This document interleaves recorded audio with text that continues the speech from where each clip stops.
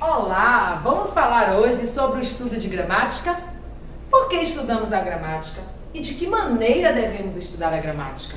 Então, hoje a gente vai refletir um pouco sobre isso.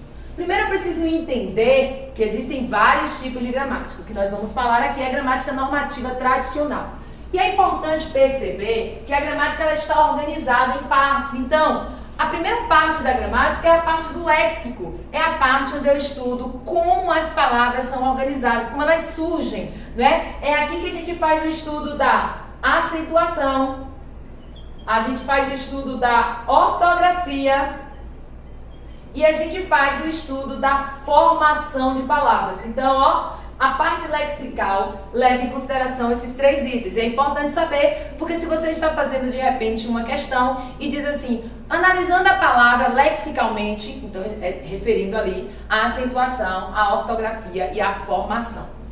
Depois eu preciso fazer com que essas palavras sejam classificadas, e o nome disso chama-se morfologia, aquilo que a gente estuda lá nas séries iniciais, né, do ensino fundamental 2. E aí a gente começa a perceber que as palavras podem ser colocadas em conjuntos, a depender do contexto. Então eu tenho palavras, ó, que podem ser substantivos, eu tenho palavra que pode ser artigo, pode ser numeral, pode ser pronome e ainda pode ser adjetivo. Só essas, professora? Claro que não, nós temos 10 classes de palavras. Nós temos a classe do verbo e nós podemos ter o advérbio, a preposição, que são os termos conectivos, a conjunção e a interjeição. Então, analisou morfologicamente as palavras, eu estou me referindo à classe que elas pertencem. Lembrando sempre que é preciso contextualizar que o mesmo termo que é substantivo pode ser adjetivo em outra situação. Mas isso é uma discussão para outras aulas, certo? E influencia bastante nas nossas construções,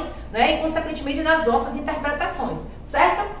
Depois vem a parte sintática, que é o bicho de sete cabeças da maioria das pessoas, né? Porque se trata da maior parte da gramática, que é a parte onde vai se analisar a função que essa palavra tem. E aí eu posso analisar a sintaxe considerando a função que a palavra tem, e aí eu faço a análise da sintaxe de oração. Posso fazer a sintaxe do período. Posso analisar a relação de concordância de gênero e número, né? Então eu tenho, ó, a concordância, que pode ser nominal ou verbal. Posso analisar o vínculo regencial entre os termos, né? A dependência coesiva. Então eu tenho, ó, a regência. Quando eu estudo regência, eu puxo para crase e ainda tenho aqui dentro a análise da pontuação.